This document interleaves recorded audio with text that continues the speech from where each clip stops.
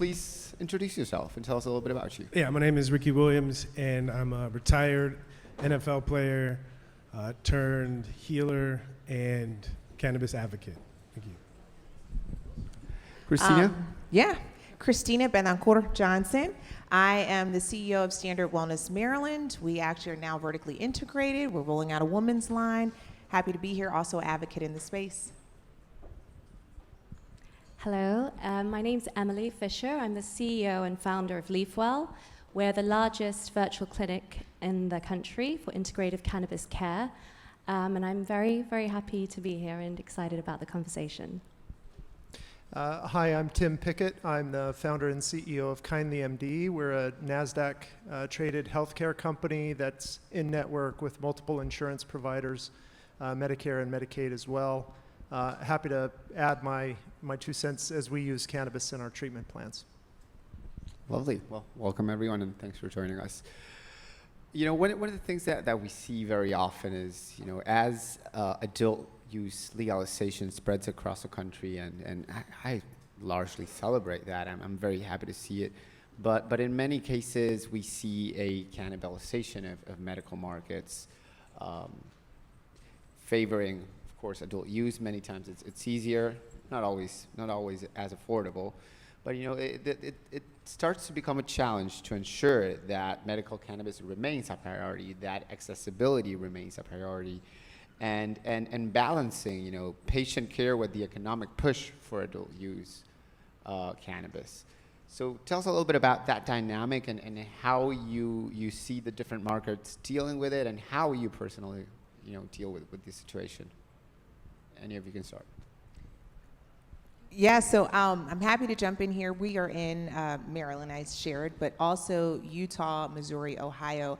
I think it's critical first and foremost to have really good relationships with your lawmakers, so elected officials, but also your regulators. And I think we do that early and often. We build those relationships normally before coming into the market, and to ensure quality patient care, especially in the transition to adult use. We advocate for sort of tax breaks for our patients. We advocate for mandatory shelf space for individuals who are pursuing medicinal cannabis treatments. Also, I mean, it's hard to do, but within sort of the sector with our peers, we also try to ensure that they prioritize it by having very well-educated bud tenders when they're speaking to clients to ensure that they're getting help and good information. I don't know what you all do, and she's got a lot to share, certainly with partnerships and what she's doing with the existing operators like MSOs, but those are some of the things that we do to prioritize medical use. Yeah, I think I'd like to say, just to say it, that I think in a medical program, medical is seen as access in an adult use. In a state that's adopted an adult use program, it's often perceived as a barrier, another step that someone has to take, friction. And, you know, as you said, Javier, that as states open up their regulations, the markets grow, new consumers enter the market. A lot of them are looking for a therapeutic outcome, we know this, but they don't get a medical card because there's friction. So, you know, it's understandable that the focus moves from the medical to the adult use. I think retailers are really focused right now on capturing as much of that market share as possible. But you know, what I like to say to the retailers that we partner with, and we partner with over 700, is how do we continue to unlock those new consumers? Because actually 6 of our top 10 states that we see people through, they all have adult use programs. Those consumers are interested, you know, that the consumers that the retailers are not yet serving is a far bigger opportunity potentially than the current cannabis consumers. And so those people need education, they need evidence-based information. We need to continue to inform healthcare providers on how they can discuss cannabis as a viable option with their patients. And I think once the industry recognizes that medical is a viable option to continue to unlock new consumers, I think we'll see that focus swing back to medical. Yeah, I would add to what Emily is talking about, swinging the pendulum. As the pendulum, you know, starts over here in medical, and then the retailers really want to push for more volume. They've invested a lot of money, and they need they need sales, and so they're pushing towards adult use programs. And on the medical side, the fear is that and you'll hear me say this probably in the panel a lot, the delegitimization of cannabis as a medicine as you push to adult use. And if you skip legitimizing medical cannabis to push for adult use, then you risk not being able to unlock a much larger consumer base that could benefit from the product from a medicinal standpoint. So watching that pendulum swing towards adult use, I think that Emily is correct. We need to work together so that we can swing it a little bit back to the middle to unlock a much bigger market, smaller basket size. But I think as we push towards adult use, that's the risk. Yeah, well, I feel like now that the business people have proven that it potentially can be economically advantageous to push the pendulum back in the direction towards medical cannabis, I feel like I can share my 2 cents now. All right. So one of the things I've been thinking about a lot is identity, and each of us have different perspectives to share because we've had different experiences based on being a white male physician, based on being a female African-American woman, based on me being African-American male, and being a professional football player. Because my interaction with physicians is very different than most people's interaction with physicians. And 2 things jump out. One, for me, health was all the way about getting back on the field and performing at the highest level possible. Right? That's the definition of health.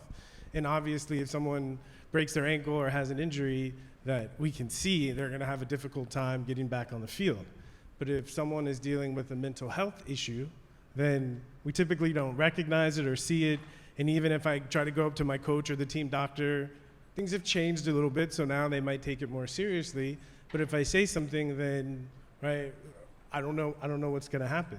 So I think part of pushing the pendulum back is changing the way we talk about cannabis and its medical applications. You know, and I think because like Emily said, a lot of consumers are using cannabis to have better medical outcomes, and they don't acknowledge it or realize it. And I think the more we have that conversation and normalize that conversation, I think it can help answer these questions, at least move it in that direction. Totally, and I think, you know, back home in Argentina, we differentiate a little bit between medical or medicinal cannabis and therapeutic cannabis, which has many applications people don't realize. And I warned you I'd go out, you know, off script, and I'm going to do it right now. You know, listening to you, I can't avoid but think, you know, why would people choose to go through the adult use market route when medical cannabis might be more affordable, when accessibility might improve, when certain formulations are specifically targeted to the medical market, and I see a big conflict in America in terms of rights. You know, a lot of people don't get their medical cannabis card, and I've asked many people, because they fear that they will lose access to, for instance, government housing or gun rights. Not that I care about owning a gun, but a lot of people in America do, and it's a constitutional right. What do you think are some of these barriers, or what do you see that is preventing a lot of people from going the medical cannabis route and simply choosing something that might not be as affordable for their healthcare? And as a follow-up, why doesn't America have a medical cannabis law federally, and why isn't it even on the agenda? We're talking rescheduling, we're talking safe banking, we're talking, you know, whatever, depenalizing, but I don't hear that conversation about federal medical cannabis law often. It's a complex question. I'll jump in with just one word, and it's confusion. You know, I think that there's a significant amount of confusion in America around cannabis, around hemp, about applicable use and whether or not it's acceptable. We've got stigmatization of the plant and its use, or how it can be applied, whether it's therapeutic or medicinal. I mean, quite frankly, therapeutic is still medicinal. It's wellness. For me, it's one thing. For many people, it's not. I think confusion, by and large, drives the problem. I think the fact that we are not scheduled properly right now at the federal level, and then we've got all 50 states sort of doing their own thing and dancing to their own tune, that makes it very difficult for consumers to understand a clear direction, how using the product, how registering for a card, what that looks like for them, what it looks like for their job, for their housing, what it looks like in their community, will they be judged? I think all of these things go right back to confusion. So the more that we experience clarity, the more that there is education, I think the clearer the path is for all users of this incredible plant for any sort of treatment that they have. I mean, I couldn't agree more. We know this is the case. There are benefits for people to be a patient, and how quickly a state declines really is dependent on what benefits there are. We operate in 37 states, so we've seen this, we've measured this across all the different states in Illinois and Massachusetts. These programs have continued to thrive, even though adult use has been adopted. But as Christine said, this is it's confusion, it's friction, and I think it's easy for us to forget, as people who work in the cannabis industry, that cannabis isn't yet mainstream. It feels like it's normal and everyone knows it's normal, but it really isn't. It's still sort of, we still need to normalize this. We still need to move this conversation forward. There is still lingering stigma. There is still fear, and I think throwing in a bit more, friction or confusion doesn't help anyone, doesn't incentivize anyone to sort of go down the medical route. Yeah, I will say one thing. I don't think cannabis is mainstream, but it is more mainstream than it was otherwise, right? We wouldn't be having these kind of conferences. And so to think about the part of cannabis that is mainstream, and that most of the people at this conference really have a whole lot of power and say into what that actually means, right? And if we think about that, the main driver in any industry, we can argue, is revenue, right? It's got to generate profit. And the people that are leading the mainstream cannabis effort are more interested in at this point, more interested in profit than in helping people. And I don't mean to be on a soapbox and to be a hippie up here, but I do want to remind us that the reason we got to this point was through the medicinal side of cannabis. And at least from my perspective, when it was mainly medicinal, there weren't people having the same money complaints as they're having now. And I don't know what that means, but it is an observation. Yeah, the confusion and the medicinal side and the difference in regulations in multiple states. We're located only in Utah, which is we've gone deep into one state, but the regulations that we deal with are just so cumbersome. They really are. The hoops that we all jump through are really cumbersome. But access for whatever somebody is using it for and standardizing the confusion kind of is really necessary for this movement, I think, to get to the next step. We have to somewhat. I think we need to agree that some form of standardization in the process is necessary. We're not all going to agree on what happens with the standardization. That will always have to be changed over time. But that is somewhat of the next step. Standardizing access, standardizing, just meeting people where they're at for why they use it. I really appreciate the comment about the medicinal side. That's probably why a lot of us got into this space at some point, and it's really important to remember. I love all of what you said, and last year I wrote this op-ed that went viral, and it was centered around the fact that making money was never part of the premise of the legalization movement, and it wasn't a promise of the movement either, and now it suddenly seems to be at the center stage. And I understand, you have to make these businesses viable in order to be able to provide medicine. And the other one is confusion and friction. I'm not going to name names, but last night I was having dinner with a cancer researcher, and he said, "I'm anti-cannabis," and I'm like, "What? Are you for real?" What about end-of-life care? Oh, okay, yeah, that, Wow. yeah. What about palliative care? Oh, yeah.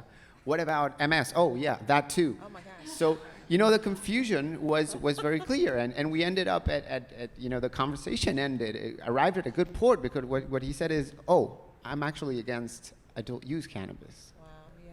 Right? But the confusion has become widespread to a point where people can't always differentiate and think, oh, medical cannabis, that's just BS. It's a way to cover up the fact that people want to get stoned. So it's very interesting, and I feel it's on point, right? And sorry, do you want to say something? No, I was just thinking about what you and Ricky were saying. Go ahead, Javier. I'm going to jump in a second, I think. But No, please do. I think, I think the industry has evolved, Ricky. I think that we are one of the only sectors in America where, though we are prioritizing capital and we are prioritizing investments, I'd like to believe that many of us do it consciously. I consider myself a conscious capitalist, and I feel like I'm surrounded by a lot of conscious capitalists. When I go into conferences that are in the pharma sector or in the real estate sector, I'm not sure that those people are putting conscious beliefs first and stakeholder engagement first. This is the only industry in America that even is talking about social equity. I mean, it's true. We're the only ones that are doing it. And believe it or not, whether it's good, bad, or indifferent, it's being talked about. That's not happening in the automotive industry or in big pharma or in any other industry. And so whether, corporate social responsibility is at the forefront, I actually do think that we have a conversation that began in a really wholesome place around this plant and its medicinal application. And I think we're actually in decent shape. I think we just have to keep prioritizing, why are we here? Why are we doing this? And again, just one foot in front of the other. I'd actually agree with you, and that's my argument, and that's why I chimed in after Emily and Tim spoke, because I believe what we're starting to see is that a medicinal market is financially viable. 100%. Because we all have stuff we're dealing with, Yes. right? And that ain't gonna stop. Heck yeah, yeah. Right? And I think Yeah. it comes back to the philosophical debate between adult use and medicinal, and I don't want to get into that, but I do think that we can start to talk more about wellness or therapeutic applications of cannabis. I think we can talk about it more, and I think those conversations, back when I retired in 2004 and moved to California, right, those conversations saved my life, And so I think getting back to those conversations and leaning into those conversations is something that we can all do. In a utopian world, I feel like we wouldn't have this sort of artificial barrier between medicinal or medical use and adult use, because it's kind of like this unnecessary Chinese wall. Like 95% of people that are using it to treat something. It could be anxiety, it could be chronic pain, it could be stress, any number of issues. But the reality is, like, all of us are treating something when we're using it. So, like, get rid of this bullshit wall that exists and these regulations that are separating these two things, and let's see a path forward and just talk about wellness. I mean, I think we can go deep into medical treatment, but at the end of the day, I think that some of these regulations are prohibitive, and I do think all of us are using the plant for some sort of treatment, honestly. Yeah, and I would argue that well-being, like smoking a joint and having fun and laughing, is also a part of health and wellness. And it's been studied pretty extensively. Being happy helps, and also attracting investment dollars. I think if investors can choose where to put their money, and it's either supporting an oil drilling company or supporting a cannabis company, I would go for a cannabis company any day. It's supporting a company that is working to develop or make or increase the accessibility and availability of medicines and a plant that can change the world and can change people's lives, right? So it's still a conscious investment in many ways. I kind of want to stick to the plan, even though it's kind of impossible. But Emily, one of the things that Leafel does that I think is very interesting is including cannabis as part of an employee benefit, right? And I think that is driving a lot of patient access, increasing availability. But what kind of effect do you see? How do you see improved access really? Does this work? And do you see a ripple effect in the normalization of cannabis as suddenly, employers recognize this as an actual medicine that is valid? Yeah, I believe it's early days. This is something we've started to do this year, but I believe this is a game changer, honestly. And going back to that 100 million kind of curious Americans, people who are interested in using cannabis, but not yet consumers, a big reason for us, for a lot of those people is fear of workplace repercussions. So now if your employer is sponsoring an employee benefit like integrative cannabis care, they're not only recognizing the therapeutic benefit, they're also, making it an option for people who perhaps are hesitant. So I think it's exactly that. It's normalizing the conversation around cannabis as medicine. And we're not just working with employers, we're also publishing research around this. And this is so important. This is, what I think we have to follow the science when we talk about swinging that pendulum back. We published a study a couple of weeks ago that looked at the impact of medical cannabis on U.S. healthcare and found that it could save U.S. healthcare $29 billion annually. We've just finished a study that we haven't yet published, but we looked at over 15,000 patients. Half of them had never used cannabis, and half of them had used cannabis for over a year. And the stats were remarkable. We're seeing a 48% reduction in doctor visits, 50% reduction in ER visits. And what does that mean when you trickle it down in a sort of workforce? It means less days off. It means a reduction in absenteeism. This is speaking directly to an employer's objectives. And so, I think it's early days, but I'm very passionate about this because this could help many, many more people than it's already helping. That's why I got into it. I got into it. I look at this industry and this plant through the lens of a patient. And in fact, LeafWell exists because we wanted to solve the problems that consumers and patients were faced with every single day. So I think it's a game changer. Yeah, I just want to say what LeafWell is doing is amazing, and it's exactly what I'm talking about. So as a professional football player, I got suspended a couple times, so I missed a couple of years. And a question I get a lot is, I just got nominated for the first time for the NFL Hall of Fame. It's just a nomination. It's just a nomination. It's just a nomination, which is cool. But the idea is, people say if cannabis was legal, or if the NFL allowed people to smoke, do you think you'd be in the Hall of Fame? Right? That's a question I get a lot. Okay. And what Emily is speaking to me, it speaks directly to the issue, because theoretically we could say if the NFL allowed cannabis, right, under what circumstances would the NFL allow cannabis? And I think the research that you guys are doing answers that question wonderfully. Yeah, and talking about institutions that are sometimes reluctant to change, that might be conservative. Tim, you work a lot with institutional healthcare providers in a way, right? What is the landscape like there? What is acceptance like? And what are some of the elements that are helping us change some of these perceptions, helping institutional healthcare providers embrace cannabis, or increasingly embrace cannabis, or are they not at all? Just telehealth or employee benefit programs? Yeah, only 1 in 10 physicians or PAs or nurse practitioners are really learning about how to utilize cannabis in their clinical practice, or are comfortable with it. Most medical systems that have operations in multiple states essentially forbid their providers from making recommendations within the system. I worked in clinical medicine in the hospital, and GI surgery and trauma and critical care, and there just is no algorithm, right, for cannabis in the system.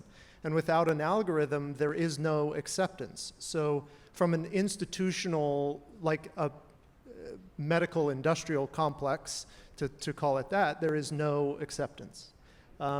Now we have kind of broken down the barrier for that in insurance and become in-network with Medicare and Medicaid and United. And in those programs, we've had to really work hard to integrate medical cannabis into the program.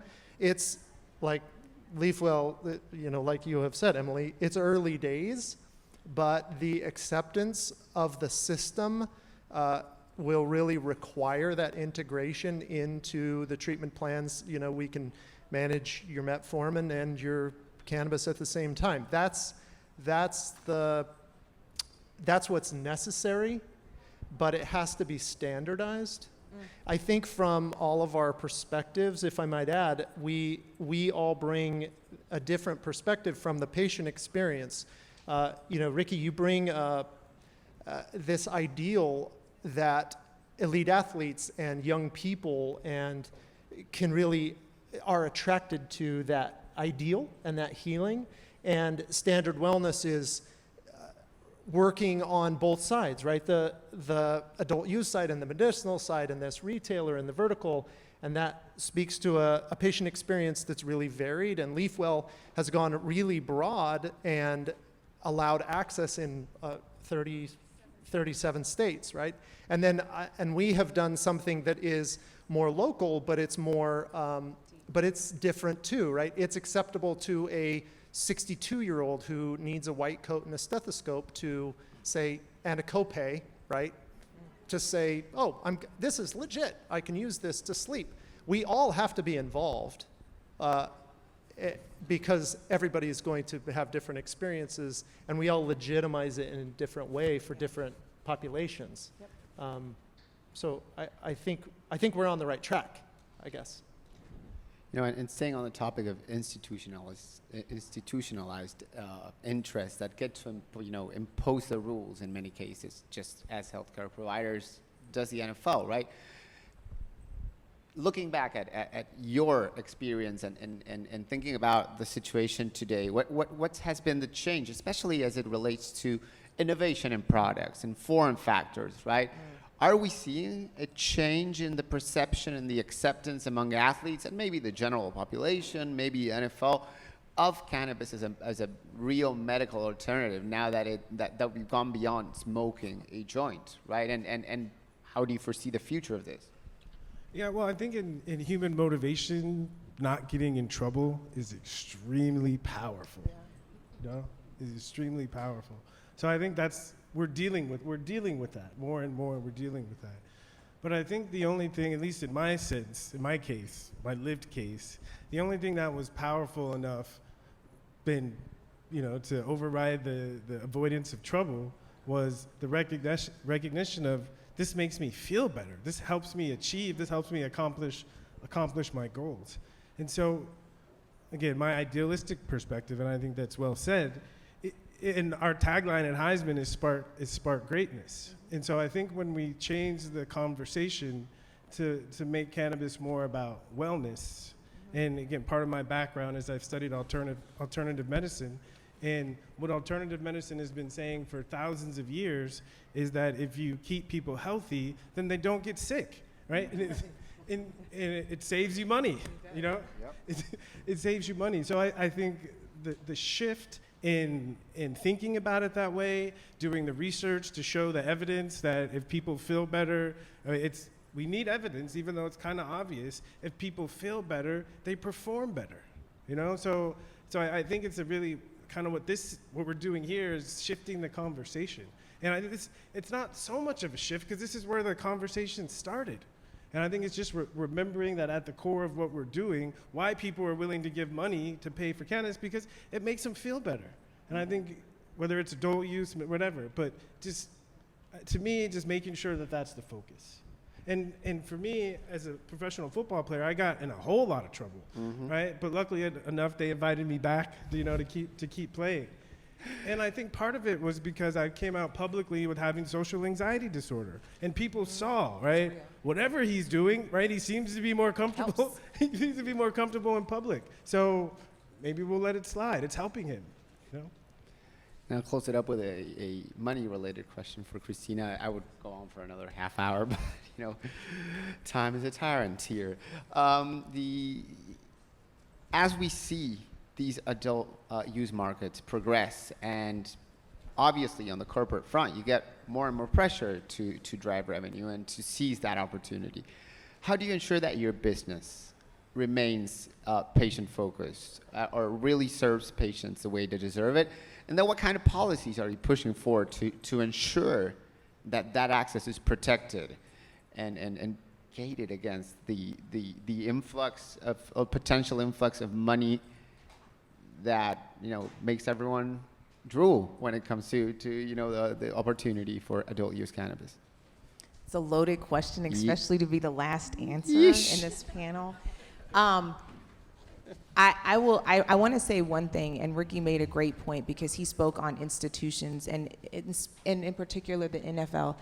You know, people talk about American pie being very American. There is nothing more American than the government and freaking taxes. And I think something that we all can do is ensure that we are at the forefront of policy and being educators. You know, some of us have extraordinarily strong brands and a lot of access. You know, whether you're Ricky Williams and you've been nominated for a Heisman and you have this incredible platform and are well respected, or any one of you in this audience, I think getting in front of lawmakers is absolutely paramount and critical because they're not educated in cannabis and they are not educated in medical. They're not educated in a whole lot of things other than getting elected and being financed. They're not gonna like that I said that, but it's true. And so to the extent that we can serve as subject matter experts, especially as business owners, and help them understand sort of our perspective as business owners, but also be conduits for our clients and our patients, I think that's incredibly important. So we maintain medical advisory boards within our organization to ensure that we have our finger on the pulse of what's new, what's innovative, what's changing, what our clients want, what our patients want. We also have a patient advisory board to help us, you know, sort of with this feedback loop. We do regular exercises with them and host focus groups, which helps us stay fresh and current on information. And I do think information is key, as again, we try to cut down on confusion. So, I mean, those are some of the things that I try to promote within our sector. I also think, obviously, reduction of taxes. Government doesn't like it, but being sure that clients don't have to pay high taxes, I think that's important. So when they come from medical use, we want to make sure they're not overly burdened financially and that they're not paying higher prices for things that are going to help heal them. I think, you know, access, so hours, making sure that the products on the shelves, all of these things that cut down on lines, you know, having a patient first line, we have that in our dispensaries, so they can walk straight in. I think those sorts of small changes are critical for the medical experience, but I think, you know, in terms of the one big thing that all of us can do is be advocates, and getting in front of elected officials is paramount to changing minds.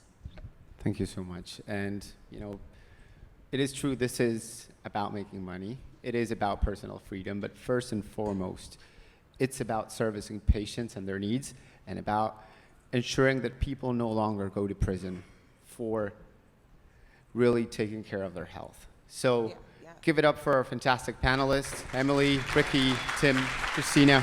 Thank you. Thank you.